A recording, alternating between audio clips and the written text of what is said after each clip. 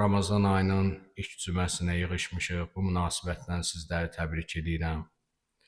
Və Allaha həmd sənalar edirik ki, Allah bizlərə ömür verdi. Həm Ramazan ayına daxil olmaq bizlərə qismət oldu, həm onun ilk cüməsini qarşılamaq bizlərə qismət oldu. Bunun üçün Allaha həmd və sənalar olsun. Allah inşallah ömrümüzə, sağlığımıza bərəkət versin ki, bu mübarək Ramazan ayını axıra kimi istədiyi şəkildə davam elətdirə bilək. Bugün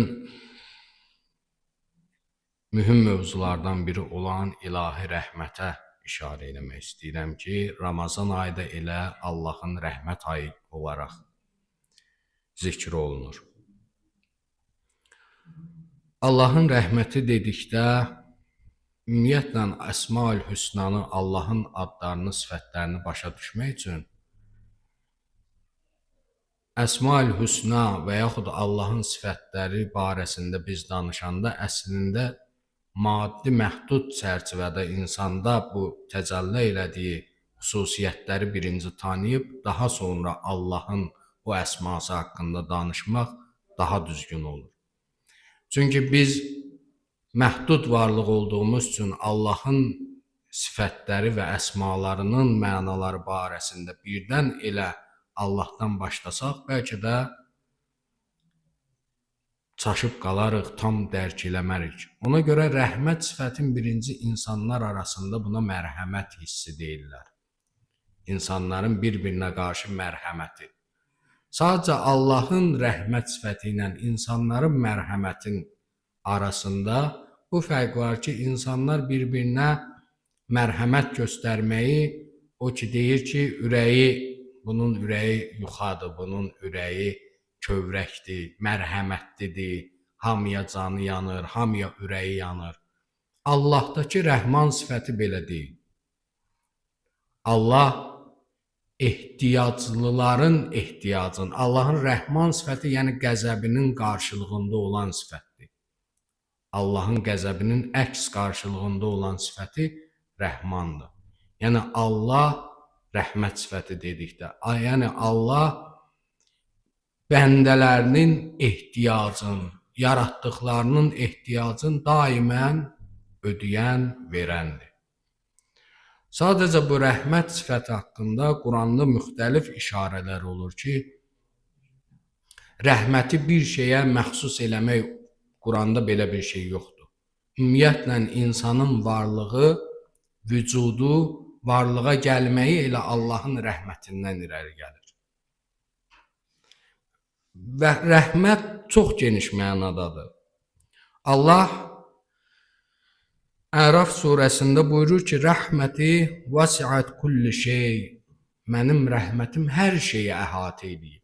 Əgər bir varlıq yaradılışa gəldisə, onu artıq Allahın rəhməti əhatə eləmiş sayılır. Və həmçinin Allah digər bir ayələrdə buyurur ki, kutibə aleyhir rəhmə. Allah özü barəsində deyir ki, mən özümə rəhməti vacib eləmişəm. Rəhmət haqqında çox ayələrimiz var. Elə bütün ayələrin bütün surələrin başlanğıcı Bismillahirrahmanirrahim elə Allahın rəhmət sifətini bizə xatırlatmaqla başlayır. Bunun nə deməkdir? Bu o demək ki, Allahın qəzəbindən öndə olan sifətlərindəndir rəhmət sifəti. Allah rəhmət sifətini daha çox qabardır, çünki insanlar Allahın rəhmət sifəti ilə tanış olsunlar və bilsinlər ki, Allah düzdür, qəzəblidir, digər sifət. Amma rəhmət sifəti daha çox insanlara şamil olandır. Mən bu günləri bəzi rəhmətin, ilahi rəhmət deyəndə nə nəzərdə tutulur, buna işarə eləmək istəyirəm ki, tez sizləri də yormayım. Allah Quranda yağışa rəhmət deyir. Allah küləklərə rəhmət deyə zikr edir. Gecə gündüz haqqında danışmışdıq. Onlara rəhmət deyir. Bismillahirrahmanirrahim. Yunazzilul gaytha min ba'di ma qanatu və yanşuru rahmeta. Onlar deyir, ümidlərini itirdikləri vaxtda Allah yağışı rəhmət olaraq göndərər. Allah yağışın rəhmət kimi zikr edir. Və huvəl-ləzi yursilur-riyah buşran beynə yədeyir rəhmətihi. Yağışdan öncə müjdə olaraq deyir, mən onlara küləyi rəhmət olaraq göndərərəm. Gecə gündüz rəhmətdir. Peyğəmbəri deyir, mən Peyğəmbəri aləmlərə rəhmət olaraq göndərdim. Peyğəmbər də rəhmət. Quranı rəhmət olaraq bizi hidayət edici bir vasitə göndərdiyi üçün rəhmətdir. Tövrat Qurandan öncəki kitaba işarə edəndə onu da rəhmət olaraq adlandırır. İnsanların azadlığı, nicat tapması, hidayət olması da rəhmətdir. Allah bunların hamısına rəhmət kimi vurğulayır. Həyat yoldaşının bir-birinə qarşı sevgisi, mehribançılığı da rəhmətdir. Bunlar da ilahi rəhmət əsasında, əgər varsa rəhmət. Bitkilər, meyvələr, nə var? Dedik ki, Allahın rəhməti hər şeyi əhatə edir. Amma bir məsələ ki, bugün əsas diqqət çəkmək istədiyim mövzu odur. Rəhmət dedikdə Rəhman və Rəhim adları çox vurğulanır. Bunlar arasında fərqlər var. Biz deyirik ki, hər surənin başlanğıcında və namazımızı hər gün qılanda biz bu adları zikr edirik. Ona görə bəzən insanlara tövsiyə olunur ki, namazın sözlərinin mənalarını bilsinlər. Onları namazı qılanda mənalandıraraq qılsınlar. Çünki onda o mənəvi rahatçılıq, Allahla olan ünsiyyəti, o həzzi az da olsa hiss eləyərlər. Allahın işlətdiyi hər bir kəlmə, bir kəlməsi belə böyük bir mənaları əhatə edə bilir. Adicə Bismillahirrahmanirrahimlə ki biz başlayırıq. Allah deyir ki, biz deyirik Rəhman və Rəhim olan Allahın adı ilə. Rəhman nədir? Rəhim nədir? Rəhman Allahın bu dünyada bütün məxluqatına, insan, canlı nə varsa hamısına şamil elədiyi rəhmət sifətidir. İstər ibadət əhli olsun, istər qeyri-ibadət əhli olsun. İstər Allahı tanıyan olsun, istər tanımayan olsun. İstər Allahdan istəsin, istər istəməsin. Allah kutubə aleyhir-rəhmə bir tərəfi də budur ki, yaratdığı bütün varlıqlara rəhmətlə baxır. Bir də var rəhim. Rəhim bu ümumi rəhmətdir, amma bir də var xüsusi rəhməti Allahın. Bu artıq hamıya aid deyil. Bunun bir hissəsi də bu dünyada, böyük bir hissəsi də axirətdə insanlara şamil olacaq. Bu zəhmət tələb edir. Bu Allahın rizayətin, Allahın tapşırığına itaət tələb edir. Bu rəhim sifətinə şamil olmaq üçün. Bəzən insanlar səhv salır. Ruzi məsələsində, ruzi vermək də Allahın rəhmətidir, sağlıq vermək də Allahın rəhmətidir. Amma bu rəhimə çox da aid olan məsələ deyil. Bu rəhman olandandır. Rəhim daxili aləmin əsasən yönələn sifətidir. İnsanın rahatçılığı, mənəvi huzuru. Ola bilər bir insan rəhim sifəti ona şamil olsun, amma var dövləti olmasın. Ola bilər bir insana Allahın rəhim sifəti şamil olsun, amma sağlığı o şəkildə də mükəmməl bir sağlığı olmasın. Rəhim sifəti maddi ölçülərlə ölçülmür. Rəhim sifəti insanın xoşbəxt, mənəvi rahatçılıq, Allahı ilə olan birgəliyin təzahür elətdirir. Amma rəhman sifəti yox. Rəhman sifəti üçün ona şamil olmaq üçün ibadətə, oruca, namaza, hər hansısa bir yaradıb verəcək. Rəhman sifətinə sahib şamil olmaq üçün Allahın yaratdığı qanunlara tabi olmaq lazımdır. Varlanmaq istəyirsən Allahın rəhman sifətindən daha çox qidalanasan, daha çox çalış. Gecə vaxtında ya gündüz işdalıca çıx, işığı planını qur. Dünyanın nizam qanunlarına, burada Allah deyir gecə gündüz rəhmətimdir, ailə həyatı rəhmətimdir. küləklər rəhmətimdir. Dünyada Rəhman sifətinə şamil olmaq üçün dünyanın qayda qanunlarını, yaradılış qayda qanunları, yəni nəinki hansısa konstitusiya yox, dünyanın qayda qanunları, nizam-intizam qayda qanunu, səbəb-nəticə qayda qanunu, hərəkət qayda qanunu, bunlara tabe olmaq lazımdır var dövlət qazanmaq üçün. Amma Allah burada demir, orada güvən, daxili rahatçılıq söz vermir. Var dövlətə çatasın. Amma o var dövlət sənə rəhim sifətini gətirə bilər, yox. Sağlamlığa çat. Çox insan sağlamdır, çox insan nə olsun? Amma daim dəğdəğədədir, daim narahatçılıqdadır, daim nigarançılıqdadır. Əgər o sağlamlıq məni bu həyatda yaşamağa imkan vermirsə, səbəb olmursa, o sağlamlıq da deyil. Əgər var dövlət Allahın o rəhmən sifətindən istifadə edərək mən bu dünyada həyatımı düzgün yaşayıb zövq ala bilmirəmsə, düzdür, maddi aləmdə bir şeylərə çatıram. Amma əsl o insana lazım olan rəhimdədir. Rəhman yaradıbsa bu dünyanın nizamının, inkişafının səbəbi üçün verməlidir.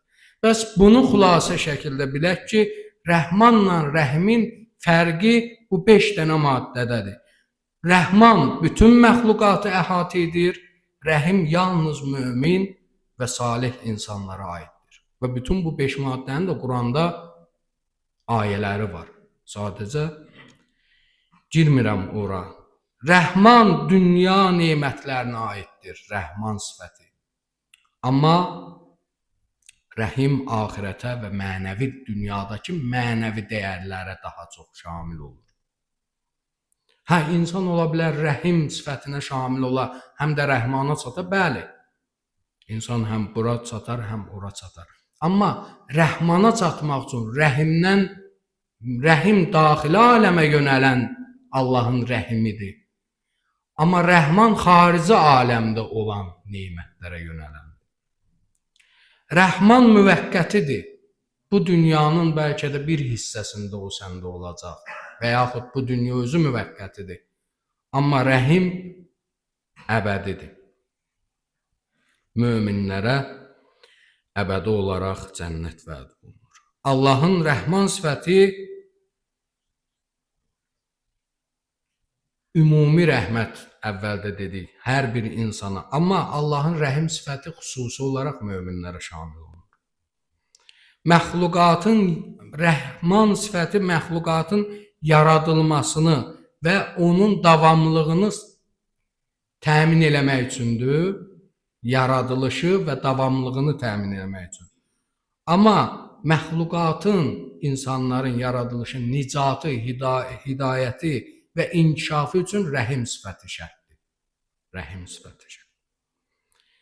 Bu iki xüsusiyyəti biləndən sonra Allahın rəhman və rəhim sifəti haqqında biləndən sonra bildik ki, rəhman Allahın bu dünyada yaratdığı qayda qanunlara tabe olmalıyıq.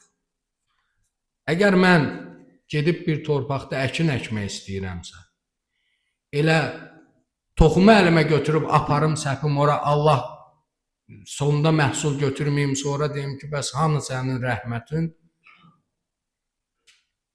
Bu düz olmaz. Toxumu səpməmişdən qabaq torpağı yoxlamaq lazımdır. Allah növbə-növ torpaq yaradıb. Sən bilməlisən nə əkəcəm, harda bu torpaq ona uyğundur, uyğun. Allah sənin istəyivə, bizim istəyimizə nə istəyək, onlara uyğun hər şey yaradıb bu dünyada. Bəlkə indi əlimizin altında deyil, başqa bir yerdə var. Sadəcə sən istəyivi biləndən sonra o rəhman sifəti səni yönləndirəcək bu istəyivə doğru. Amma hərəkət lazımdır, çalışmaq lazımdır. Biraz çətinliyə qatlaşmaq lazımdır.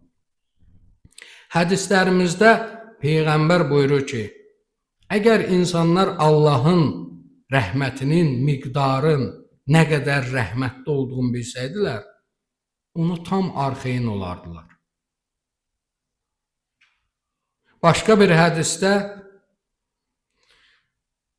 Peyğəmbərdən də həmçinin buyurur ki, İnnallaha Teala xalaqa mi'a rahmeten. Allah 100 rəhmət yaradıb. Fərahmetun beyna xalqihi yəterahhamuna biha.